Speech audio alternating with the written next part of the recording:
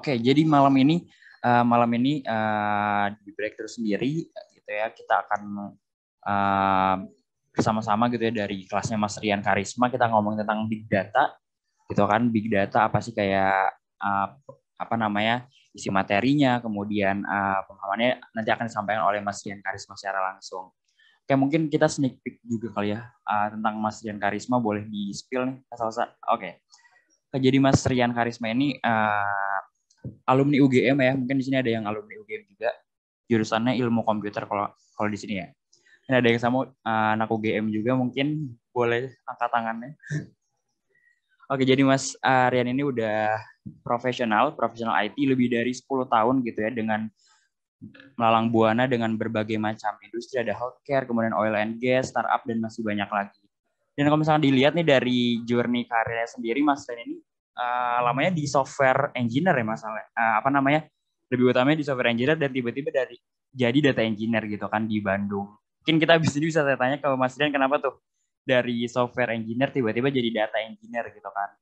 Dan selain itu Mas Rian juga aktif gitu ya, apa namanya, jadi speaker di berbagai event juga kan, tentang ngomongin tentang big data. Dan malam ini Mas Rian hadir di Breakthrough kayak gitu.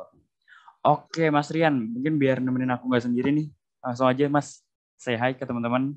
Halo semuanya, selamat malam. Malam, cakep banget Mas pakai mic. Oke, sip. Kelihatan Oke ya Mas. mic-nya ya?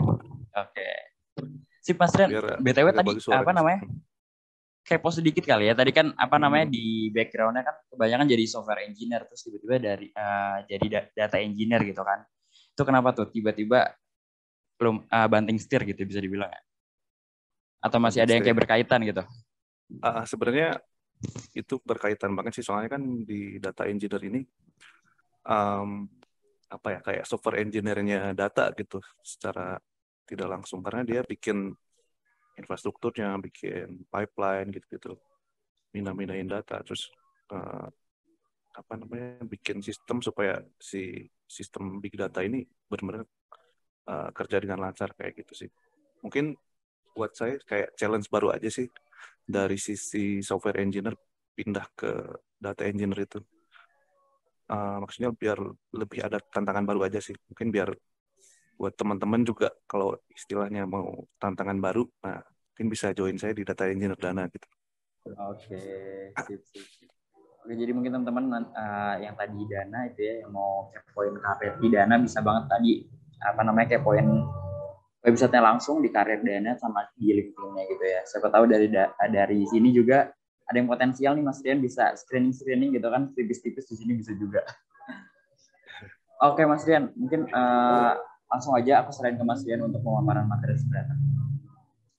Oke, silakan Mas Rian. Oke, saya share screen dulu ya. Ya, selamat malam teman-teman semuanya. Oke, baik, hari ini kita akan ngobrol-ngobrol ya di BR Talk selama 1 jam ke depan. Topiknya itu adalah Big Data. Jadi, bagaimana kita ngedevelop sebuah data pipeline yang efisien gitu dengan Apache Airflow gitu ya. Itu materinya. Terus teman-teman di sini rata-rata developer semua kan, atau ada data engineer juga? Atau mungkin bisa raise hand atau di chat, atau baru lulus gitu. Oke guys, boleh banget diramain di chatnya. Raise hand mungkin, atau mungkin ada yang lebih senior mungkin. Atau ada yang lebih senior dari saya, mungkin nanti kalau ada salah-salah tolong diluruskan. Oke. Oke. Mas Ilham, software engineer katanya Mas Rifki. Software engineer sama data engineer ya. Siap-siap. Saya juga baru beberapa bulan sih di data engineer.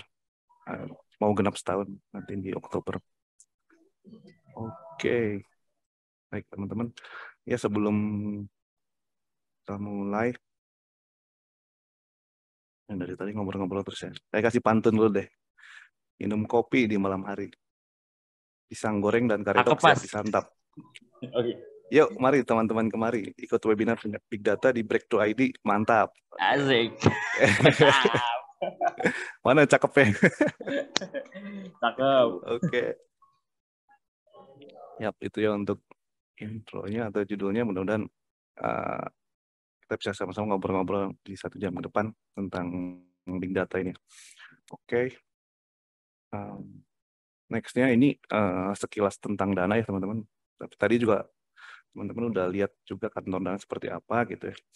Um, kita ini Dana Mates gitu ya. Dana Mates itu karyawan Dana, udah 800 orang lebih, itu orang Indonesia semua. Dan 60%-nya engineers gitu. Jadi nanti teman-teman yang background-nya mau back end, mau front end, mau data, mau QA atau engineer IT yang lain, bisa sih, bisa coba apply ke kita gitu ya. Terus kantor kami ada di Jakarta, Bandung, Jogja, dan Bali gitu ya. Sama yang paling penting sih ini visinya, jadi menjembatani apa namanya finansial inklusi di Indonesia menuju masyarakat Indonesia yang non tunai gitu ya. Oke, terus user kita udah di atas 90 juta. Mungkin teman-teman udah ada yang install juga ya. Kasih. Oke, lanjut. Nah, ini kurang lebih kayak tadi seperti yang di video ya. Di front office-nya Dana gitu. Ini ada area buat meeting gitu. Terus ini meeting room juga. Nanti kalau capek teman-teman bisa tidur juga di sini, ada sleeping pod-nya gitu ya. Oke, udah promo-promonya ya ini. Jadi agenda kita hari ini ada beberapa item gitu ya. Dari mulai perkenalan big data, terus apa itu big data platform, terus kenapa sih kita pakai Apache Airflow. Mungkin nanti data engineer di sini teman-teman yang udah jadi data engineer mungkin tahu ya Airflow itu apa. Terus yang selanjutnya kita mulai coba gali lagi gitu ya. Gimana sih cara nge-develop efisien data pipeline gitu pakai Airflow. Misalnya dengan memikirkan data modelingnya, memilih operator yang optimal gitu, terus batching, terus query yang efisien dan scriptnya juga, sama memilih infrastruktur yang benar, yang tepat gitu ya, dan juga uh, apa lebih murah gitu seperti itu dan lebih reliable. Kemudian ada hands-on lab sebentar kalau masih ada waktu gitu ya. Saya demoin sedikit nanti tentang Airflow-nya. Baru nanti kita Q&A session. Oke, ya lanjut aja.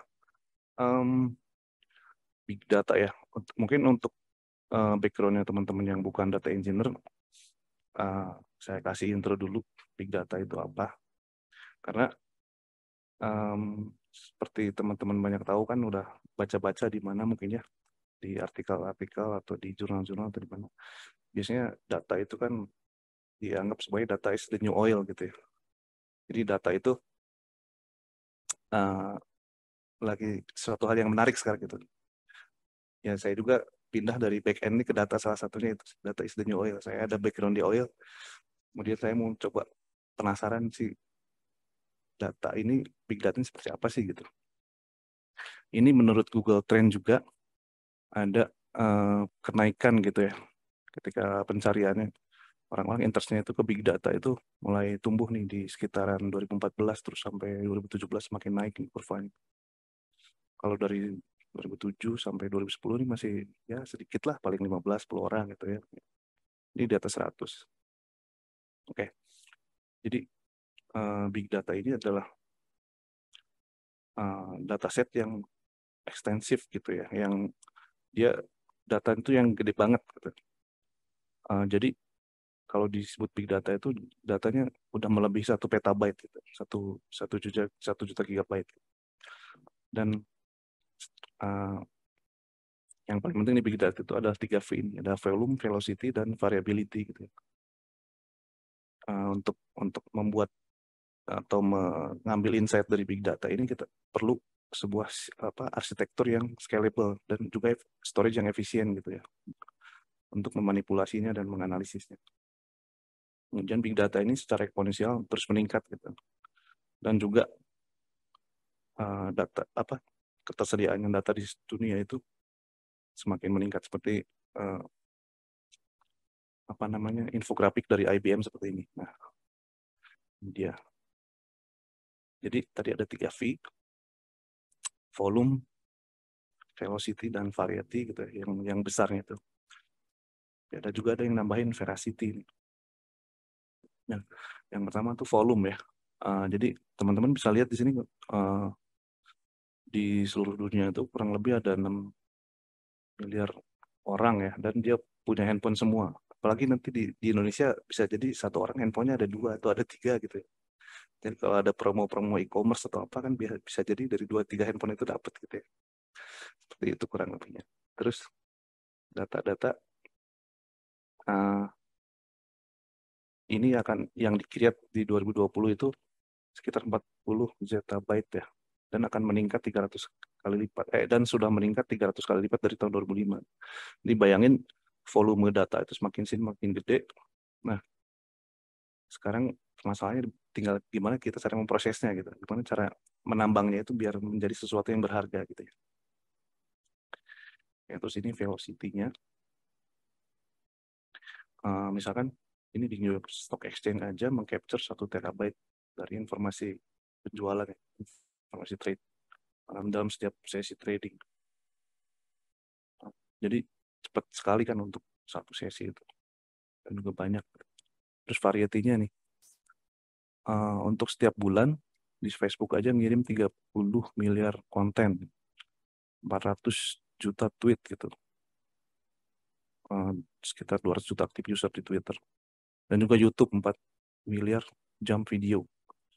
Terus juga ada di alat-alat yang dipakai, banyak banget kan variasinya dari data yang kita ambil itu. Ada tweet, ada Facebook konten, ada yang data-data dari jam tangan smartwatch gitu, jam tangan digital, jam tangan pintar. Nah, kemudian satu lagi veracity. Veracity ini lebih ke apa namanya, ke data ini akurat apa enggak sih kayak gitu. Lebih ke trustnya ke data ini seperti apa gitu. Jadi dari 3 business leader itu nggak percaya gitu dengan decision making yang dibuat dari data. Karena bisa jadi aja datanya kan nggak valid gitu ya, nggak akurat gitu ya. Makanya di apa namanya, di kita juga di Dana itu selain data engineer ada data quality engineer, jadi yang menjaga kualitas datanya nanti seperti apa gitu. Dan ini juga yang seperti ini, yang data tidak akurat seperti itu dapat menyebabkan kerugian kurang lebih kalau di Amerika itu bisa mencapai 3,1 triliun setahun. Itu dari data dari IBM ya. Terus, nah selanjutnya apa sih big data platform ini? Big data platform ini kalau saya baca dari Tokopedia, itu adalah apa namanya, big data platform itu adalah tipe dari IT solution gitu ya, yang mengkombinasikan fitur dan kapabilitas dari beberapa aplikasi big data dan utilisasi dengan single solusi yang tunggal gitu ya. Ini sebenarnya sebuah enterprise IT platform aja gitu, yang membuat organisasi itu bisa mendevelop, mendeploy, mengoperate, dan nge-manage infrastruktur dari big data. Jadi intinya seperti ini nih, platform-platform yang kita mainkan di big data itu. Misalkan ada relational DB gitu, kayak ada ini Postgre, MySQL, SQL Server, MariaDB, Oracle, Oceanbase. Atau ada juga non-SQL ya. Saya belum menaruh di sini. Non-SQL kayak MongoDB gitu, dan lain-lain. Redis atau yang lain-lain. Terus juga ini Airflow, nanti kita bahas lagi lebih banyak yang Airflow-nya. Terus ini ada Alibaba Max Compute sebagai cloud-nya. Ini Apache Spark untuk datanya, buat naruh datanya gitu ya, yang di big data. Terus ini ada Amazon Redshift, Azure SQL, dan juga BigQuery. Di sini ada Tableau untuk reportingnya, teman-teman. Oke. Nah, sekarang kenapa sih kita pakai Apache Airflow? Nah, yang ini nih. Oke. Nah, Airflow itu sebenarnya pertama kali itu di tahun 2014 ya. Dipakai di Airbnb itu sama si Maxim Bouchemin ceritanya. Itu teknologi open source gitu kan ya, yang ketika pertama kali commit itu sekitar tahun 2015 itu GitHub-nya Airbnb itu dibikin ini open source gitu ya. Terus join di Apache itu sekitar di Maret 2016. Kemudian di 2019 Januari ini Airflow ini jadi top level project gitu ya di Apache ya. Karena Airflow ini fungsinya buat sebagai platform gitu ya untuk nge-author, nge-schedule dan juga monitor data pipeline. Dia isinya untuk workflow gitu sih. Author workflow sebagai DAG, direct acyclic grab gitu. Jadi grab yang ada mulanya, ada selesainya, dan nggak boleh ada looping gitu. Jadi nanti dari satu deck itu ada dalamnya ada beberapa task gitu. Nah ini URL-nya kalau teman-teman mungkin mau coba buka-buka ya bisa di airflow.apache.org.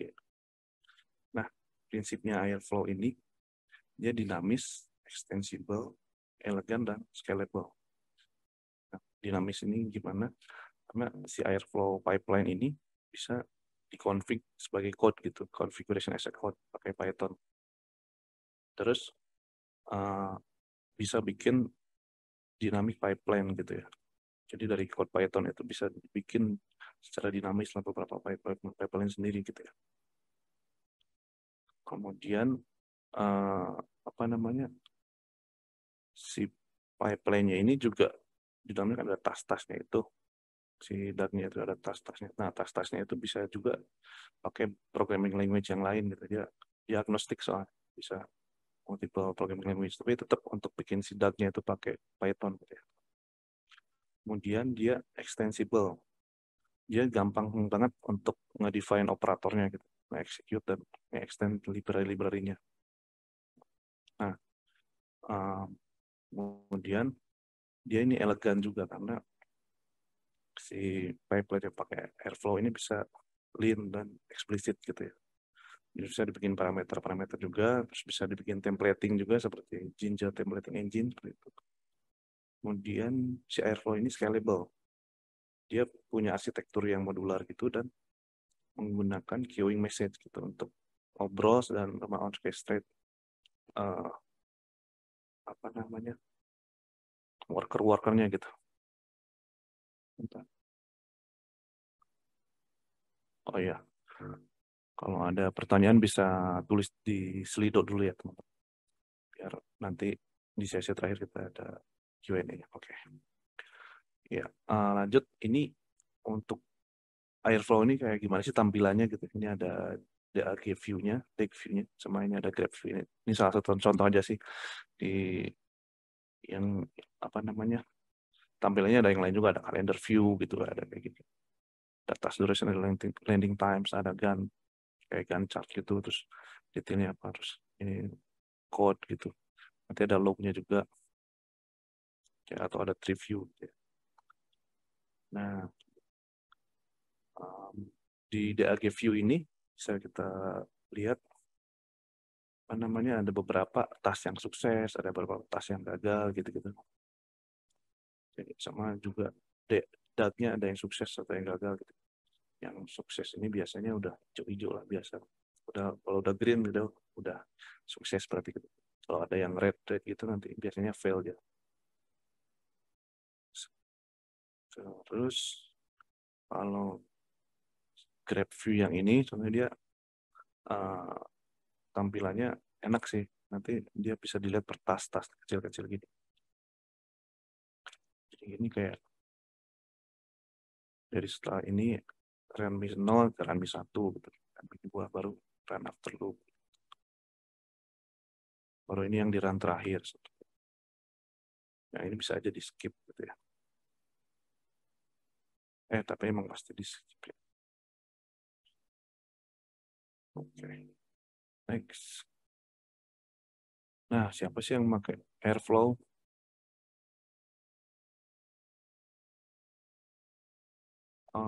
Yang pakai Airflow ini udah banyak ya, teman-teman. Menurut Marketing Intelligence dari HG Insight, di akhir 2021 itu Airflow dipakai oleh hampir 10.000 organisasi gitu. termasuk Airbnb, Walt Disney, Zoom, Amazon, Astronomer, Google, sama Dana juga. Kita pakai. Jadi udah banyak ya teman-teman yang pakai. Jadi ya makanya kita pakai itu gitu ya. Karena benefit-benefitnya yang tadi itu.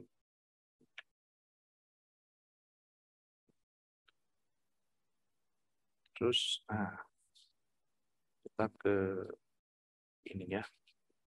Contoh apa namanya? Kita develop air efisien data pipeline data airflow-nya ya. Oke, mungkin sebagai data engineer kan biasanya kita punya concern ya di project itu. Apakah efisiensinya seperti apa gitu di data pipeline. Terus dipakai berapa terabyte data gitu-gitu. Terus solusinya ini benar nggak bisa langsung gitu. Atau mungkin bisa aja solusinya itu ada nabrak-nabrak yang lain. Jadi pas awal-awal kita bagus, sudah dites ternyata ada broken di sini di situ.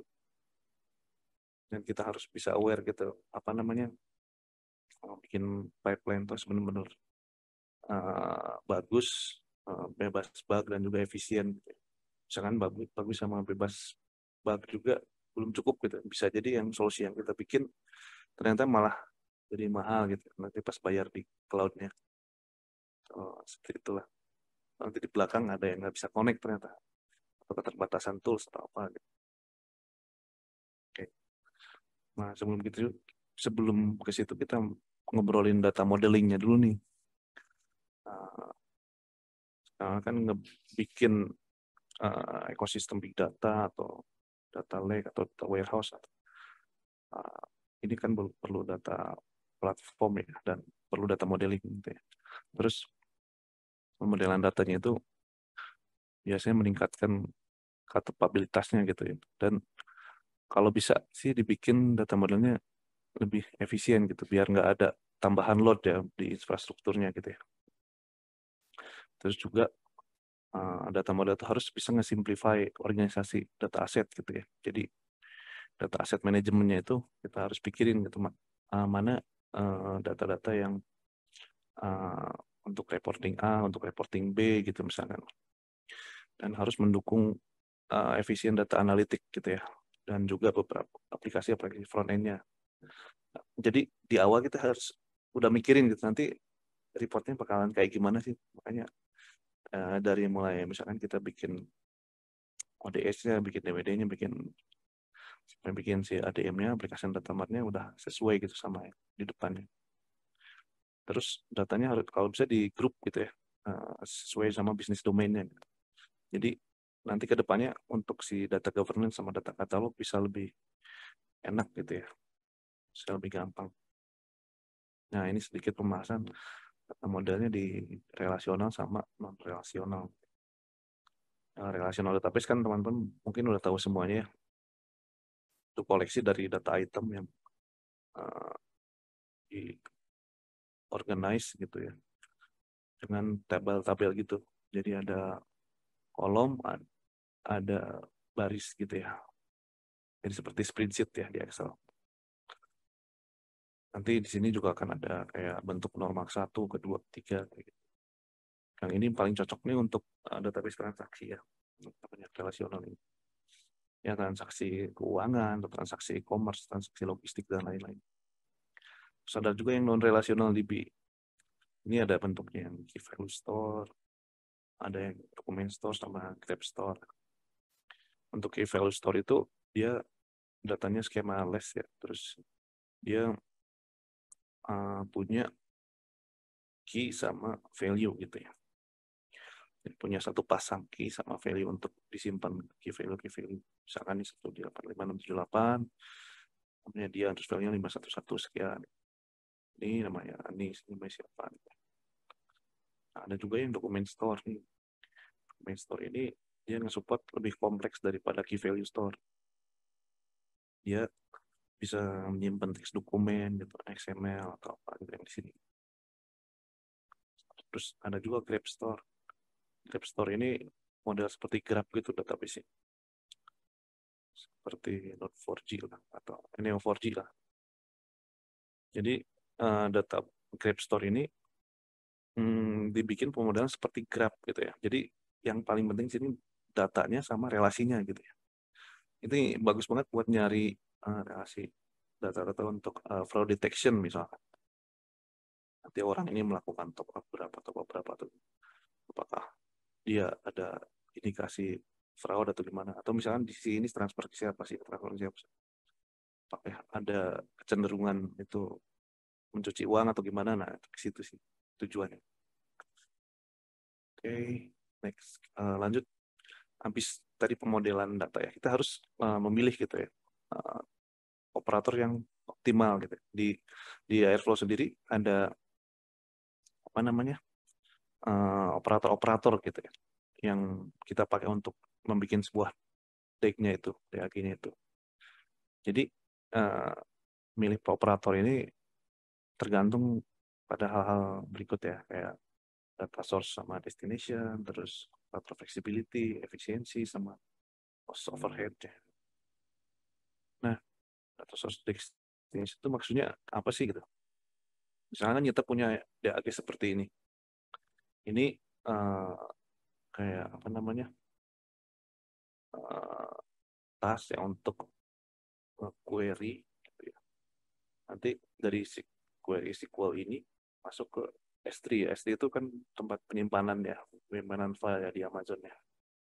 Sekian untuk S3. Nah, jadi kita bisa dapat performa yang lebih baik gitu dengan operator yang di atas ini, si operator. Jika si Airflow ini berada di cluster yang sama gitu sama AWS cloud-nya sama source-nya gitu.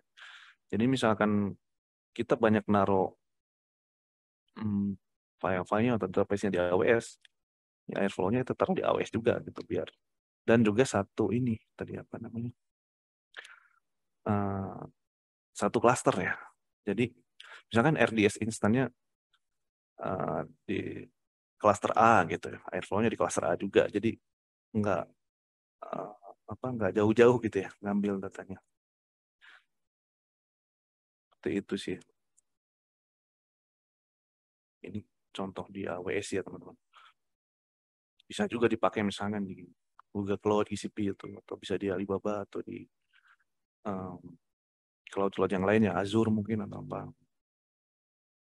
Pokoknya source sama destination-nya dekat gitu ya. Bisa lebih optimal. Nah, lanjut kita ngobrolin fleksibilitas si operator gitu ya. Nah, misalkan kita punya dua operator nih. Nah, ada namanya itu yang harus bisa fleksibel gitu. Mau pilih mana sih operator Python sama operator base gitu ya. Base operator atau Python operator. Masing-masing ada keunggulannya sendiri nih. Misalkan base operator ini performanya lebih baik gitu kan. Tapi Python operator sendiri dia lebih gampang ngertiin gitu. Lebih gampang diimplementasi gitu. Terus proses development yang lebih mudah gitu kan. Kasih aja developer Python bikinin gitu tas-tasnya pakai Python operator cepet pasti. Terus juga ngurangin overhead kan, untuk nge-developnya gitu. Kan si Airflow-nya ini dag-dagnya udah pakai Python juga, operatornya Python juga jadi sekalian gitu ya. Gitu sih. Oke. Tapi untuk base operator juga ini jangan salah maksudnya. Kalau perlu untuk data-data yang gede dan performa yang baik, mendingan taruh di base operator aja gitu daripada si Python operator ini. Bisa jadi untuk case-case tertentu misalkan berapa terabyte atau berapa petabyte data yang harus kita proses gitu ya. Kita ingest atau kita apa. Bisa jadi base operator lebih cepat gitu ya. Tapi balik lagi kalau base operator lebih lama nge-developnya misalkan ya. Ya mending kita pakai Python operator untuk data-data yang paling jutaan atau miliaran gitu ya. Ini contoh aja. Nah, terus ini juga lanjut ke operator efisiensi.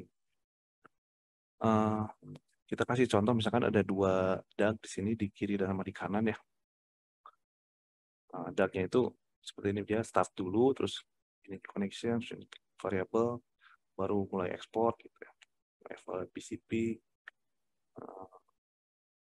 level dbc, baru N gitu ya. Nah, di sini kita bandingin gitu ya, kita evaluasi gitu operatornya. Nah, untuk yang ini pakai base operator ya. Misalkan kita memindahin 2 miliar record gitu ya. Base operator ini cuman apa namanya? Cuman kepake 316 detik nih. Ekspor 2 miliar record. Terus di sebelah kanannya ini pakai Python operator. Ini kepake 470 detik gitu untuk perform uh, report per ekspor untuk ngekspor report yang sama gitu ya, teman.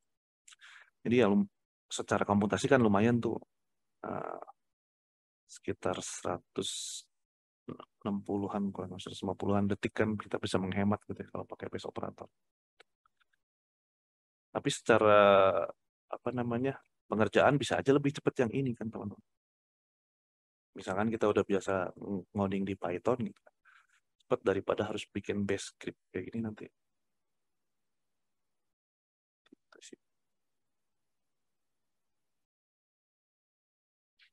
Oke. Nah, lanjut, selain dari operator tadi yang bisa kita pilih, bisa kita optimalkan, ada yang harus kita pikirin juga kayak cost overhead-nya gitu ya. Misalkan gini, kita ngedevelop pipeline-nya di AWS gitu. Nah, si Airflow ini kita punya uh, yang namanya DMS gitu ya. DMS operator kalau nggak salah. Ya, atau data migration service itu kalau dia offer replikasi, minimal downtime, dan fitur-fitur yang lain buat membuat uh, data migrasi itu lebih mudah gitu ya. Ini nanti tinggal create task aja, terus panggil operatornya kayak gini, nah, terus di config seperti ini, baru dijalani. Tapi perlu kita lihat sih mungkin nanti ada cost-nya gitu ya, kalau kita sering-sering pakai ini. Yang juga harus disesuaikan sama kebutuhan perusahaannya nanti seperti apa gitu ya.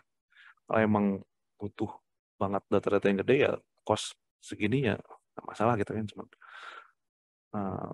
beberapa dolar gitu ya per jamnya ya, dari 0, sampai 8,4 gitu. Jadi dia uh, jalan di dalam AWS-nya gitu, dari source database diproses sama AWS DMS ini nanti ke target database gitu ya, seperti itu. Terus ada juga cost overnya untuk GCP gitu ya. Misalkan teman-teman di sini yang data engineer udah pakai BigQuery nih, ya kan. Jadi BigQuery ini kan yang Google fully manage-nya, petabyte scale gitu. Dia low cost juga. Dia bisa untuk analitik data warehouse, dan dia istilahnya udah SaaS lah, tinggal pakai gitu BigQuery. Nah, ada juga untuk di Airflow nih BigQuery get data operator gitu ya. Nanti kita tinggal pakai ini, kita bisa ngakses langsung ke BigQuery-nya. Tapi ya itu tadi juga harus benar-benar apa ya istilahnya, dipikirkan pemakaiannya gitu. Pemakaian storage-nya ini 0,02 loh per gigabyte kayak gitu-gitu. Terus streamingnya 0,1. Jadi pas kita bikin misalkan query-nya itu harus benar-benar dipikirin berapa sih yang kita pindahin gitu ya. Kita mau nge-ingest data dari database A ke database B misalkan. Ada berapa apa namanya, terabyte kah, berapa gigabyte gitu. Kalau masih hitungnya gigabyte masih enak ya, ini 0,02. Kalau udah terabyte atau udah lebih tinggi lagi lumayan nanti bayar sih. Seperti itu sih. Terus bisa aja pakai tekniknya ada lagi untuk ngeoptimalin di Airflow itu, ada batching namanya ya. Nah, si batching ini kan ada beberapa operator ya, nah, harus kita load ke data platform ya. Terus kita apa namanya, ada banyak permasalahan lah di sini dan kita harus selesaikan gitu ya. Nah, ternyata anggaplah ini query-nya ini gede banget gitu loh. Jadi kita harus export pakai batching seperti ini. Misalkan anggaplah uh, miliaran data gitu ya misalkan, atau triliunan data. Nah, jadi kita uh, kan susah tuh nge-export atau importnya karena gede banget tuh ceritanya. Daripada kita nge-export full table gitu ya, yang di sebelum-sebelumnya itu, yang di contoh sebelumnya. Nah, kita mendingan ekspor itu pakai batch gini, batch 1, batch 2, batch 3, batch 4, batch 5 gitu. Anggaplah kayak ada divide and conquer lah kalau udah pernah belajar yang analisis algoritma gitu. Jadi kalau ada permasalahan besar itu kita pecah jadi kecil-kecil gitu ya. Misalkan ada uh, misalkan batch ini mau mindahin tadi 20 miliar data gitu. Ya bikin aja 20 batch di sini kan. Di sini 1 miliar, 1 miliar, 1 miliar. Nanti selesai. Nah, yang harus kita pikirin ketika bikin batching ini, jangan lupa apa namanya, saya harus jagain data integrity-nya gimana gitu ya. Yang uh, dari sumber sampai ke tujuan tuh harus benar-benar uh, apa namanya, datanya itu sesuai gitu ya. Dari A-nya A ke B-nya B gitu, jangan setengah B atau gimana. Terus juga nggak boleh ngeganggu apps lain gitu di infrastruktur yang sama gitu. Misalkan kita mindahin data tuh gede banget, misalkan page-nya ini. Nah, ada job yang lain juga yang lagi jalan gitu. Karena gara job kita gede juga, itu kesenggol gitu atau ganggu. Nah, yang itu mati jadi misalkan. Atau malah macet gitu, job dua-duanya nggak jalan jadi misalkan. Terus next-nya, query-nya harus kita bikin efisien ya teman. Biar ketika batching ini juga apa namanya, dengan query yang efisien nanti hasilnya bakalan lebih efisien lagi, lebih cepat lagi gitu. Nah, ini contoh yang efisien query dan script gitu ya. Contoh script pertama, yang script DAG pertama itu ini pakai first row sama last row ya untuk ekspor data ke dalam batch. Ini ada loops-nya, ada start-nya sama last row-nya. Nah, di sini ada query select-nya nih. Ada select bintang from salaries gitu ya. Query out-nya ke sini ke CSV. Ini yang batch tadi. Terus next yang sebelah kanan, dia query-nya lebih ini apa namanya, lebih panjang ya. Tapi ditambahin min ID sama max ID. Nah, di query yang kedua itu sebenarnya dia lebih efisien karena apa namanya, query-nya udah dioptimalin gitu ya. Meskipun ini sama-sama di batch, tapi yang ini ada min ID sama max ID-nya, ada where clause-nya gitu ya. Yang ini kan select bintang doang gitu. Jadi kalau select bintang doang semuanya diambil. Nah, kalau ini pakai where clause kan jadi ngambilnya kayak per part gitu, per batch gitu, batch 1, batch 2, atau part 1, part 2 gitu. Kita lihat di next ya. Nah, ini hasil eksekusinya teman-teman. Yang ini, yang sebelah kiri ini, query-nya yang nggak dioptimasi, dia bakalan eksponensial ya waktunya gitu, 47, 47, terus makin gede sampai 200 jam. Tapi kalau yang di sebelah kanan, mungkin metodenya yang tadi kayak mirip-mirip ya yang tadi. Tapi sebenarnya dengan perbedaan sedikit ini aja ya, yang min sama max ID. Nah, ini udah bisa menghemat banyak banget kan. Jadi waktunya itu relatif mirip-mirip lah, cuma 22 detik, 17 detik, 26, 11. Jadi lebih cepat yang sebelah kanan kan daripada yang sebelah kiri nih, si query-nya. Maksudnya dengan efisiensi script seperti ini juga nanti kan bisa efisiensiin biaya juga. Nanti misalkan kalau kita pakai cloud ya, kayak inbound sama outbound juga pasti dicas tuh. Bisa aja yang kiri ini area nanti mas dia tuh makan networknya seperti itu. Yang kanan kan jadi ngambilnya udah sebagian-sebagian. Nah, jadi dia juga pas ngecas networknya lebih sedikit tuh.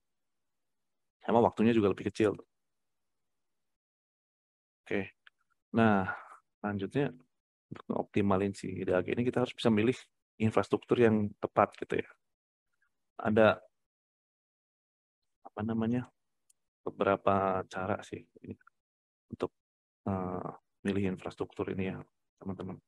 Mungkin teknologi sekarang juga yang seperti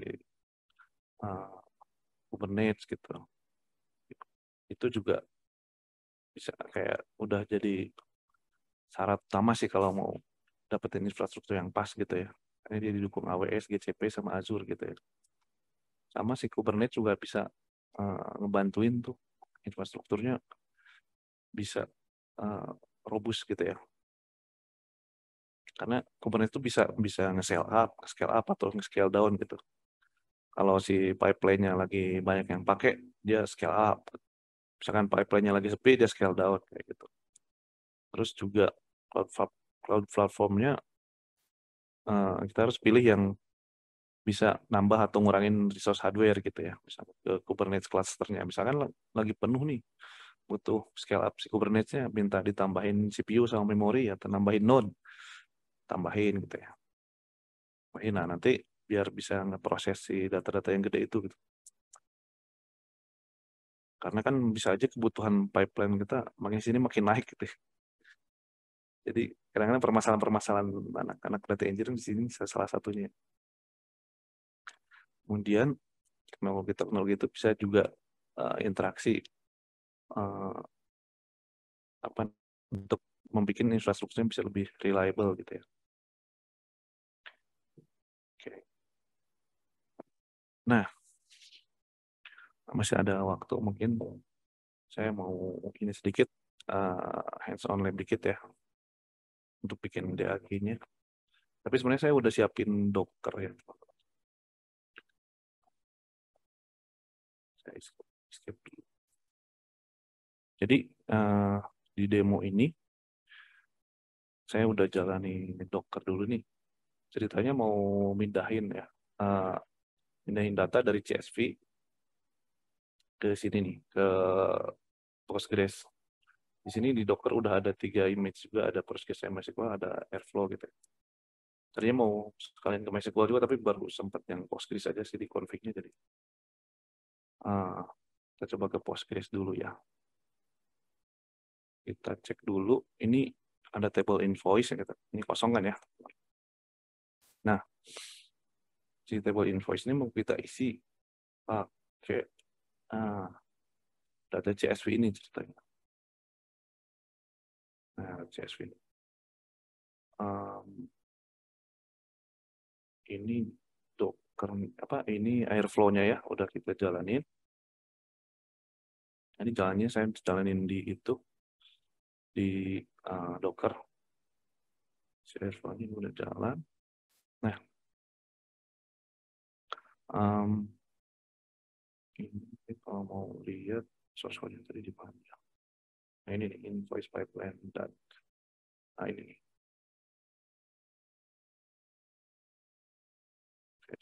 Nah,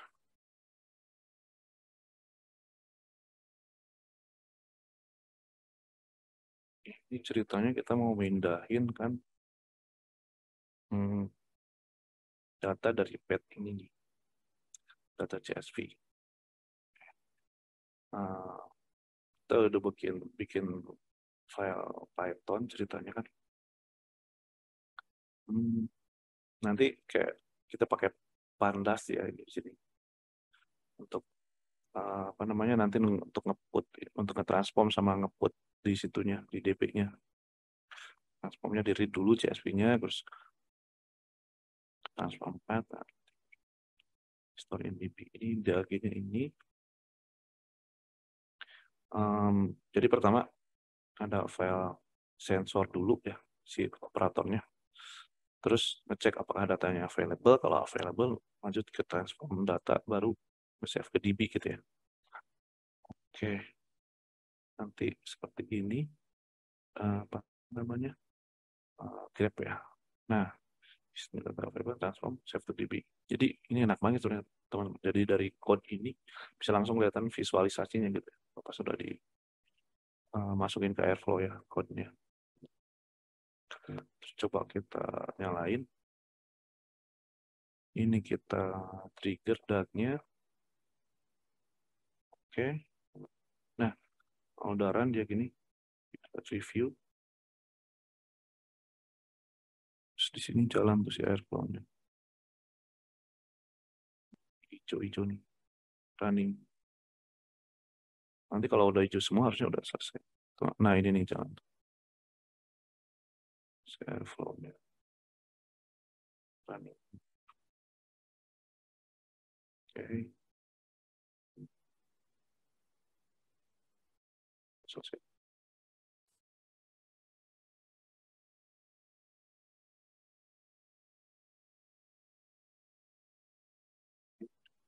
Hijau harusnya. Belum selesai. Siram.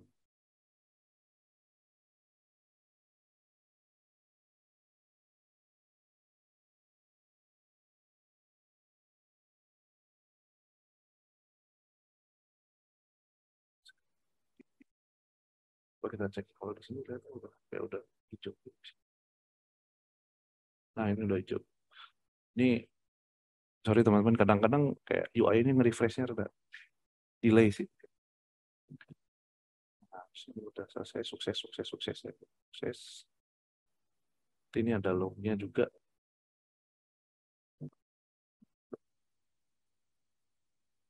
Nah, sukses gitu ya. Terus kita coba cek ke Postgres-nya masuk nggak kira-kira. Kita cek ya di table invoice-nya. Nah, itu ada 32.000. Coba kita ambil 5 aja. Nah, ini udah masuk. Ini data sampel aja teman-teman. Ini bukan data dana sih. Ini disclaimer ya dari sampel di bismillah begitu. Oke. Mana presentasi tadi ya?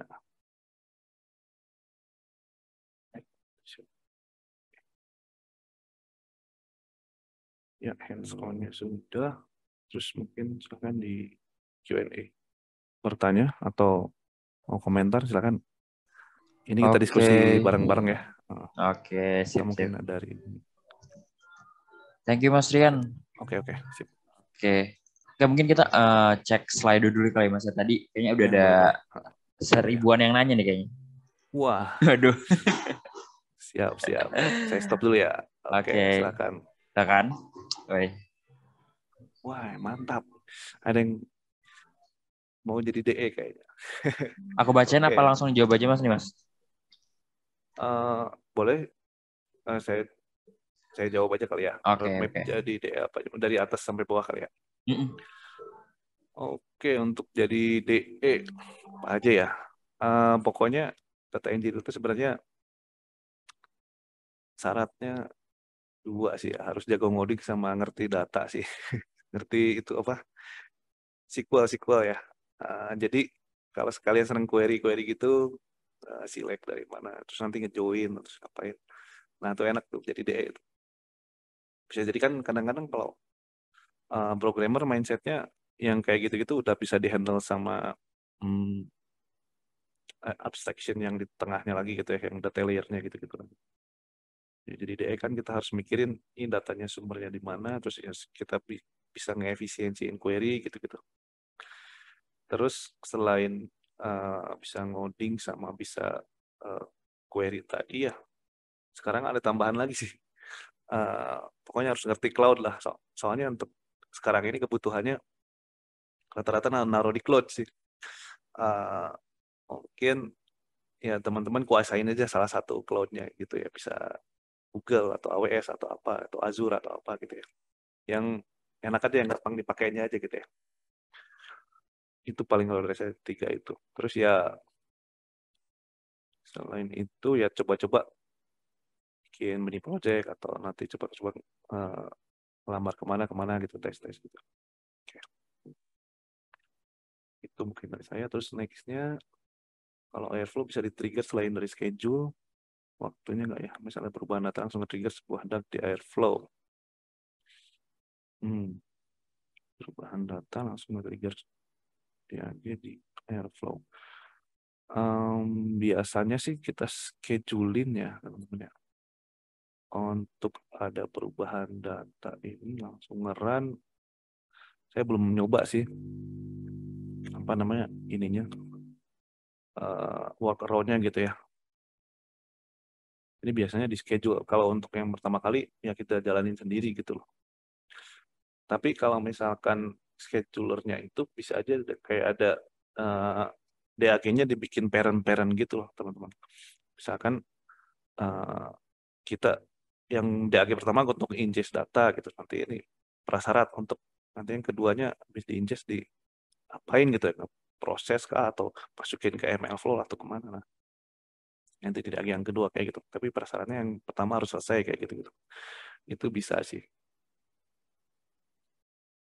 itu mungkin.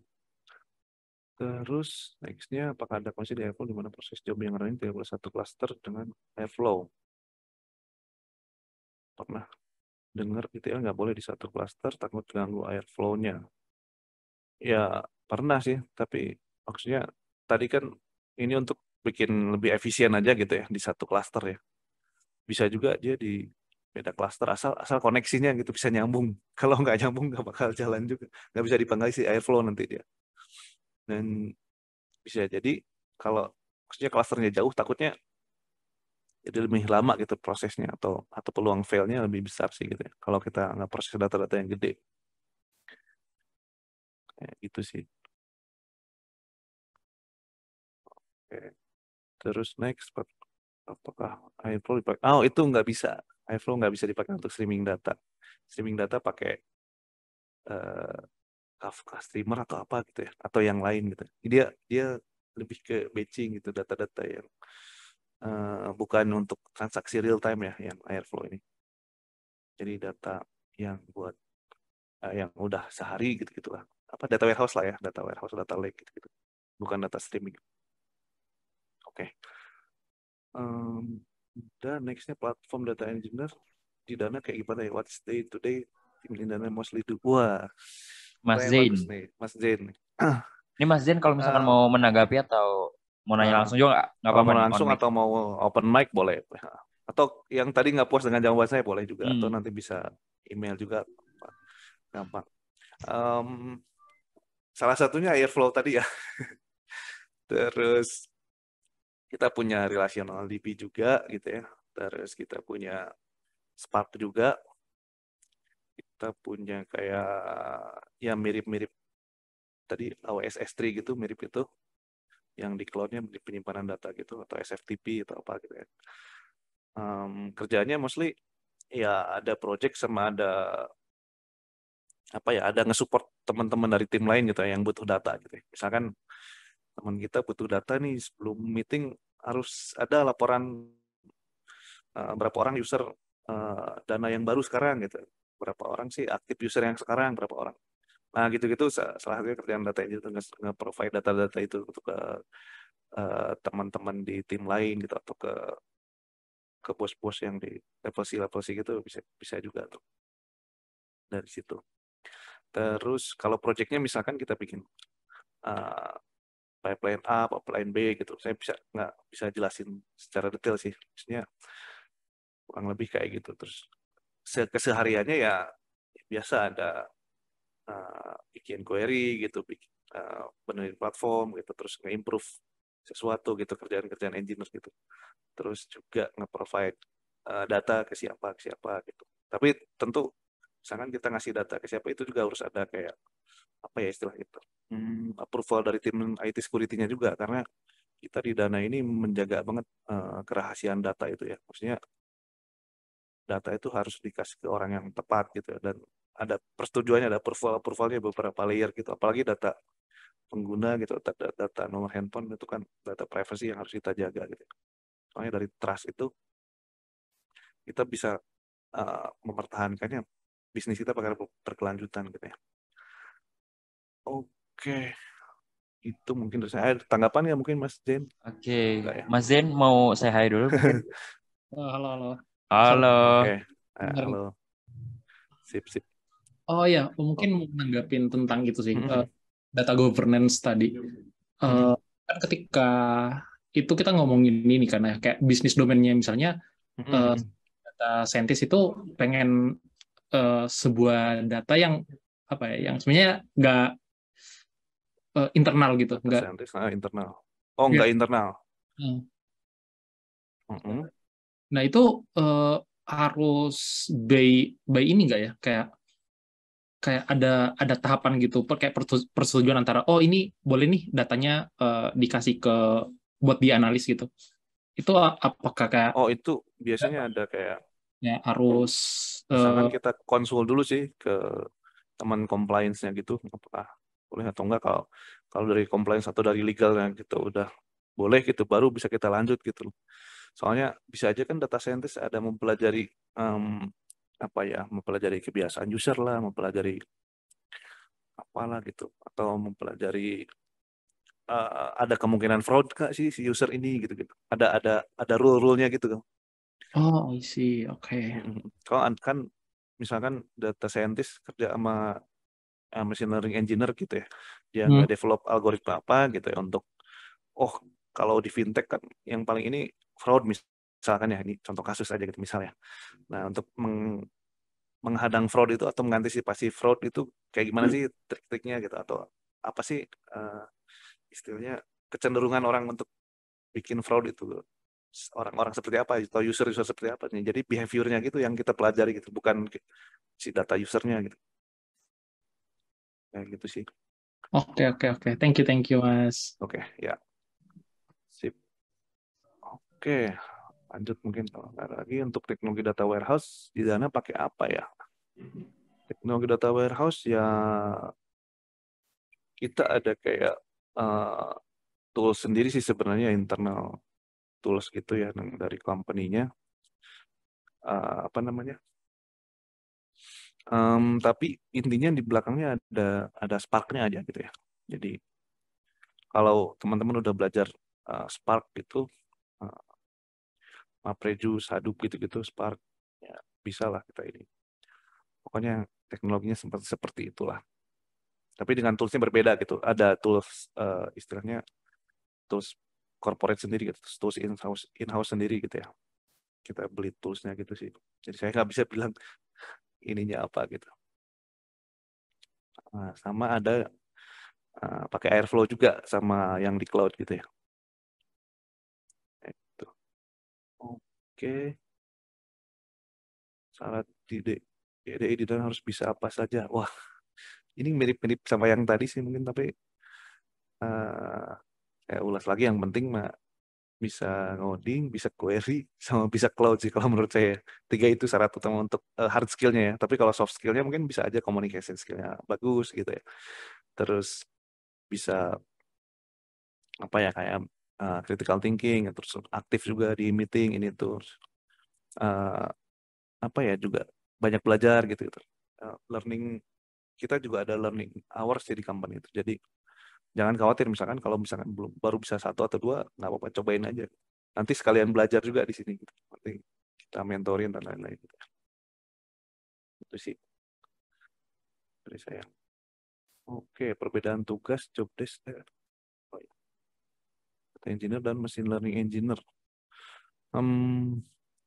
Apa ya perbedaan tugasnya? Pokoknya kalau data engineer tuh lebih ke menyiapkan infrastrukturnya ya tadi, menyiapkan pipeline-nya gitu-gitu. Merawat juga maintenance yang macam. Kalau machine learning engineer dia ngebantuin data scientist gitu ya untuk ngeproses model-modelnya, nyiapin algoritma AI-nya gitu ya, sama kayak nge-training modelnya segala macam, terus bikin sampai outputnya gitu-gitu. Itu kerjaan MLI sih. Kalau data engineer lebih ke base-nya dulu gitu ya. Datanya ngambil dari mana gitu. Nanti diproses, ditransform jadi apa gitu. Jadi report atau jadi apa. Atau jadi data engineer dulu nanti nge-support ke data science, baru data science ke machine learning engineer kayak gitu sih. Kurang lebihnya. Oke. Ya, halo Bang. Tadi saya soal sebenarnya USA apa Indonesia coba ini standar pakem skillnya. Di Indonesia gimana ya? Saya lihat juga kayaknya sih nambah-nambah ya untuk kebutuhan data engineer juga. Soalnya kadang-kadang di startup yang sebelah tuh atau di teman-teman startup yang lain juga masih butuh tuh data engineer tuh ya. Nggak cuma di Amerika gitu ya.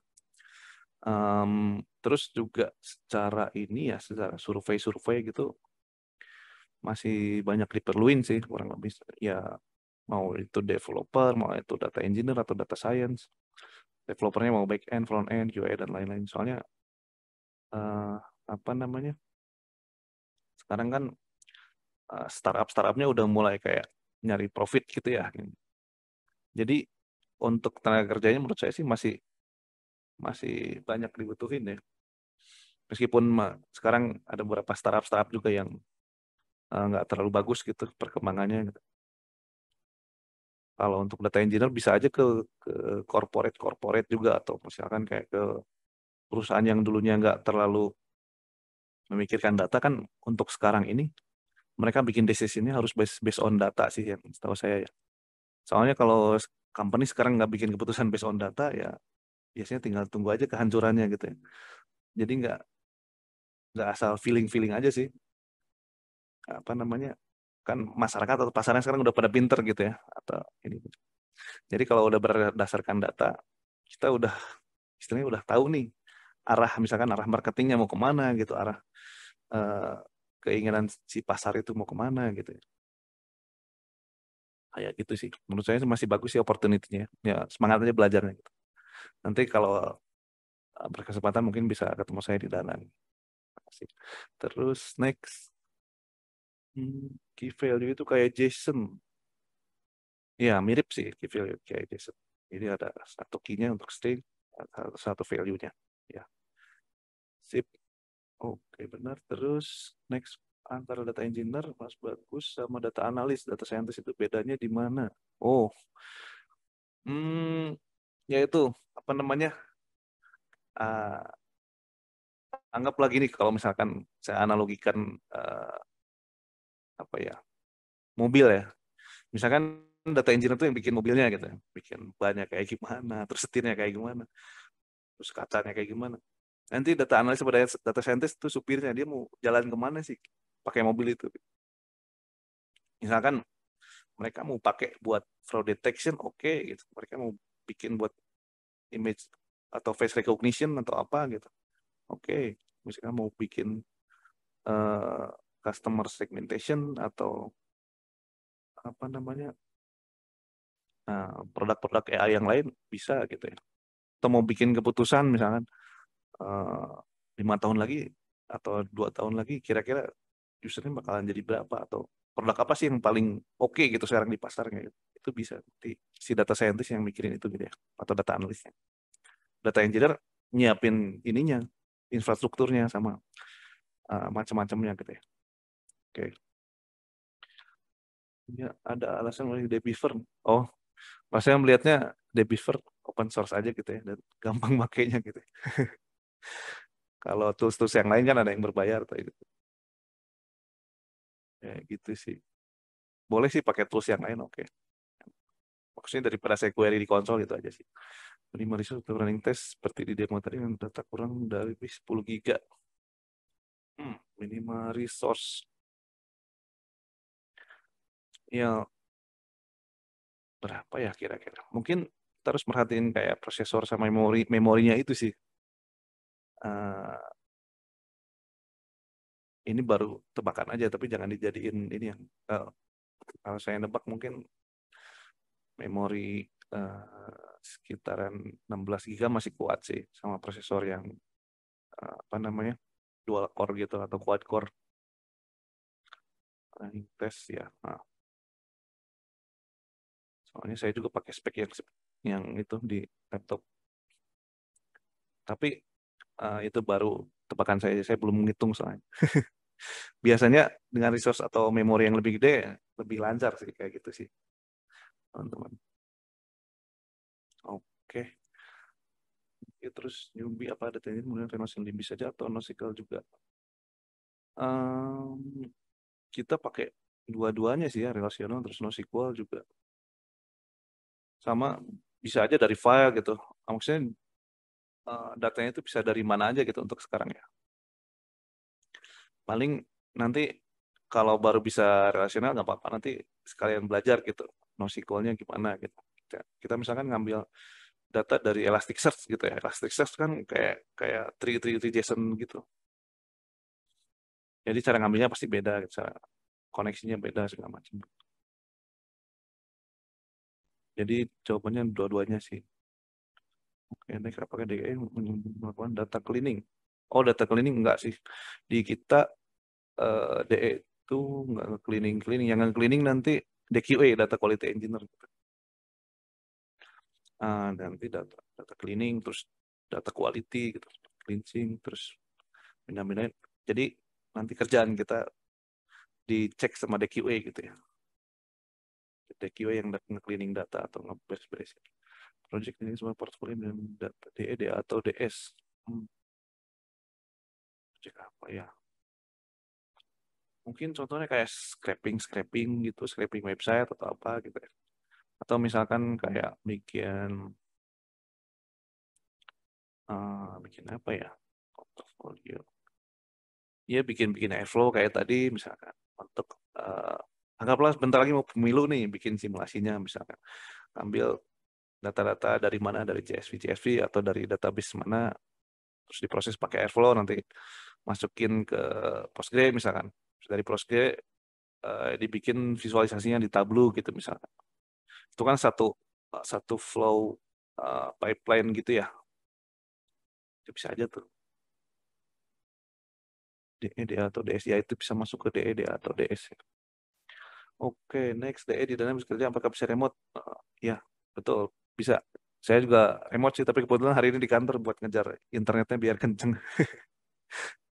Oke, next, di Dana ada DE yang betul membuat data mart dashboard. Oh, di Dana kebetulan kita udah dipisah-pisahin ya teman-teman. Jadi ada DE, ada DS, ada DA, ada DQA, ada MLA. Sekarang ada 5 roles untuk data. Jadi yang membuat dashboard itu data analis, DA itu data analisis ya, data analytics ya, betul. Jadi DE enggak, mungkin bisa aja di company lain bikin juga kalau belum ada DA-nya gitu. Bisa kebetulan di data enggak. Terus next, di dana sedang ada opportunity data engineer nggak Mas? Wah ini sebenarnya saya juga penasaran ya, tapi kemarin udah nanya atasan saya sih lagi di freeze dulu ya teman-teman untuk data engineer. Untuk yang lain mungkin masih dibuka ya. Data engineer sama data science kita lagi full occupy dulu. Tapi mungkin nanti kalau ada bukaan lagi kita kita pasang sih di sosial media atau di website kita yang tadi di awal itu. Nanti tunggu aja gitu tanggal mainnya.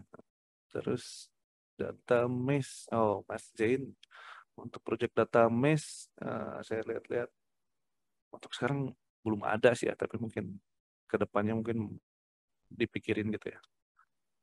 Untuk sekarang masih data mart, data lake gitu ya. Jadi belum ada sih, Mas Zain. Oke, next sedang open job. Oh tadi udah jawab ya. Open job. Terus next kalau di seputar database beda aja data engineer, database admin. Oh beda itu benar. Kalau data engineer itu kita ngurusin pipeline data ya kebanyakan ya. Kalau database administrator dia lebih ke nge-manage nge-manage database kita, database mau relasional atau non relasional gitu ya. Misalkan database-nya itu install di mana, roles-nya itu yang jadi admin siapa gitu. Jadi siapa. Jadi bedanya itu sih. Kalau database administrator dia nggak ngoding gitu ya. Data engineer masih ada ngodingnya dikit.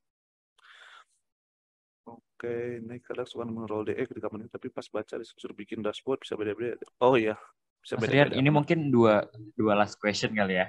Iya, iya. Ini makin banyak nih. Makin Waduh. banyak ya. Iya. Berarti semangat penanya.